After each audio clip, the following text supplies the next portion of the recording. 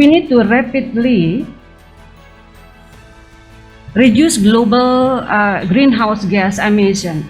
As we know, currently, the world emits around 50 billion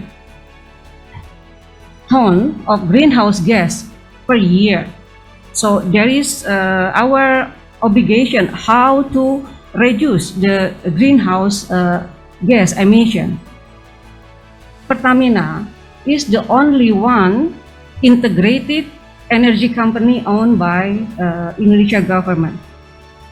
And our business portfolio right now mostly in oil and gas, fossil fuel. We now contribute around 70% in oil and gas upstream and contribute in more than 95% in downstream distribution.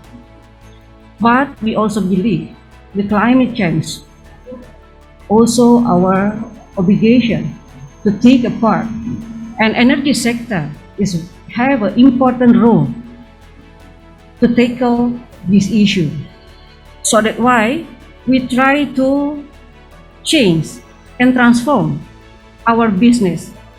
We just restructure our business and also organization. And now, in parallel, we have 3 strategic agenda.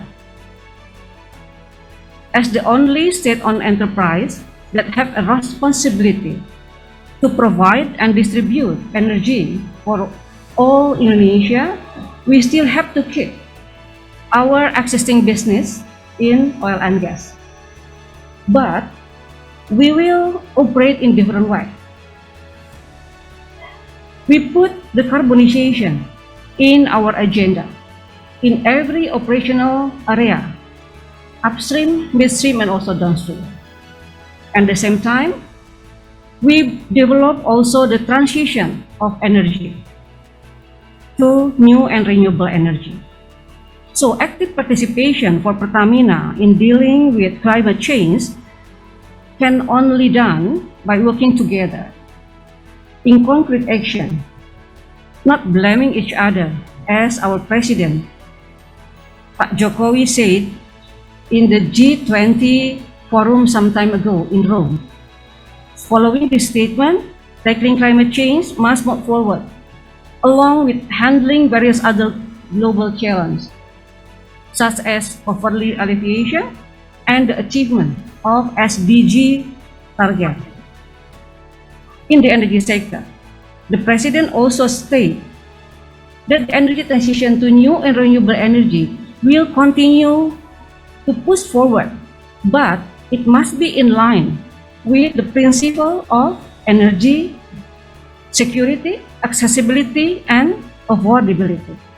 So from that perspective, Pertamina try to make a balance between climate change agenda and energy security for Indonesia, and also sustainable growth for the corporation itself. So we go to the slide number 1. I'm sorry, here is problem. Okay, no, next.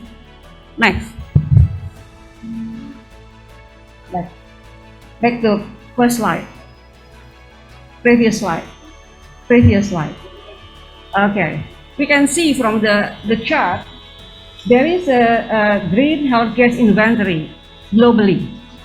The most contribution is from energy sector, energy used for industry and building and transportation. There is the portion that Pertamina business. We can indicate a bit this decisive period to decarbonize and prepare for the other side. For Indonesia, it's slightly different. The contribution for GHG emission. More than 30 countries have developed net zero carbon roadmaps. Companies are moving from a compliance focus to being sustainability driven. Indonesia, which is a growing economy and being the 6th largest emitter, will have a role to play in the So fight. you have a good job. You have a great job, and how tackle this issue, since we have a lot of initiative, the huge initiative from Mr. Vice Minister Department. So now, our challenge is how to reduce the GHG emission from energy sector. Next slide, please. I think PLN comprehensive. So this is an PLN NDC is target of comprehensive Indonesia. development to meet As mentioned, 2020 Vice Minister, that our target in 2030, the target is 29% and 41% with global partnership. There is three bigger sector: forestry, energy, and waste sector. Now we will discuss just the sector that Pertamina is dealing out. So our net zero emissions by So from the target, Indonesia have the ambition, very ambitious target to reducing as much as 314 million ton of CO2 equivalent in 2030, of which mostly in 183 million ton, or more than 50% of which is target from the new and renewable energy sector. So the ambition is then translated into a roadmap. Indonesia, we call it the National Green Energy Strategy. So the contribution of energy mix from new and renewable energy will be increased. Right now it's around 9%. Maybe Pak Zul will be explain more about that. And we will increase up to 31% by 2050. Okay, next slide. So, to play its part in mitigating climate change in to degree required, the oil and gas sector must reduce its emission by at least 3.5 gigawatt of carbon dioxide equivalent per year by 2050, compared with business as usual. 90% of reduction in current emission. Reaching this target would clearly be easier if we can reduce the demand side. If we can manage the demand side, reducing the demand side, but it would be easier.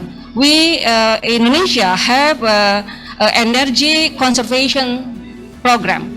We have energy efficiency program. We have the carbonization program. But still, the carbon emission have to be reduced. So even the demand doesn't fall much, the sector can abate the majority of emission if the abatement cost average minimum $50 per ton of carbon dioxide equivalent. And it could be done by prioritizing the most cost-effective intervention.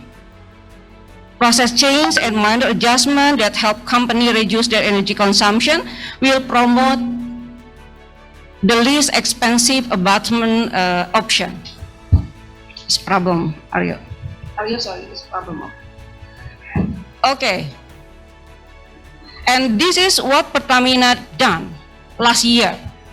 We have several program, we call it ESG program, mostly in decarbonization.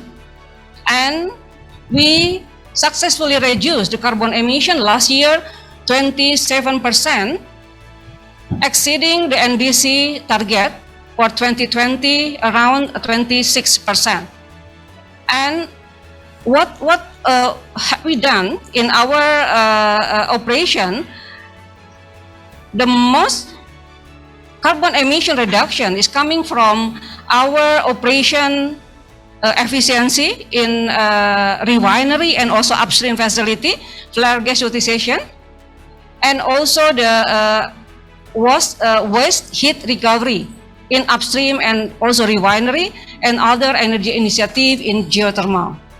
So we implement what we call it the carbon the carbon emission, and also the we transform all the carbon oxide become energy for the operation and other activity. Also fuel gasification. Previously, the energy of our refinery is from fuel. Now we shifting to the gas, and also some part is coming from solar PV.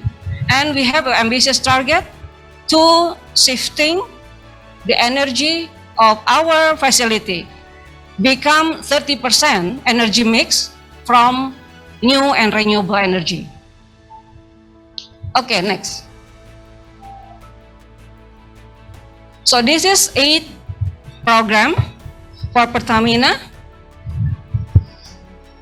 Now we have the biggest installed capacity of geothermal in Indonesia, and also in progress to make a collaboration with PLN, become one geothermal company, national geothermal company, and we will become the second largest geothermal company in the world by next year with Pak Zul.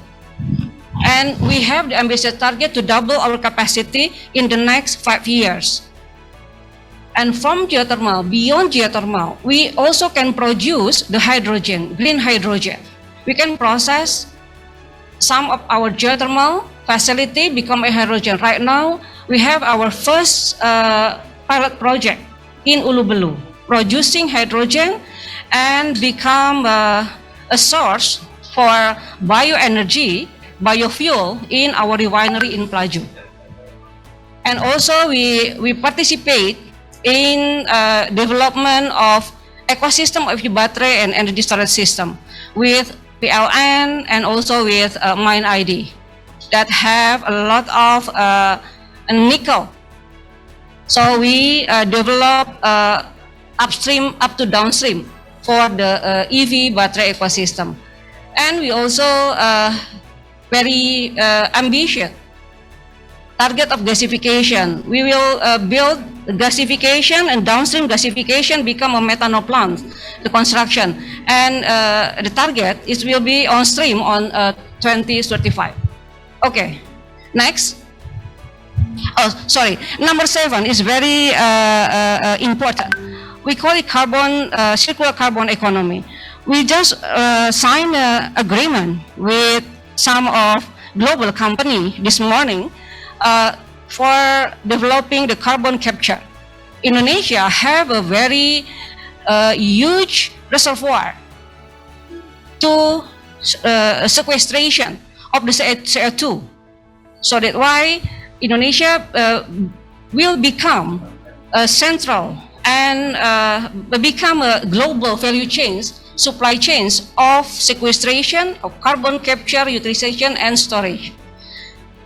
And for that initiative, we will start with South Sumatra and also North Sumatra with a global partnership.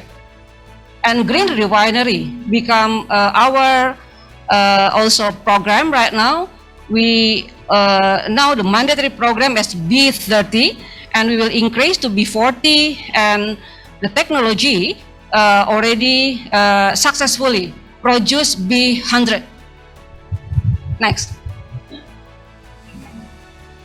This is our social environment responsibility. We have 4 pillars: greening, energy, waste management, and agriculture.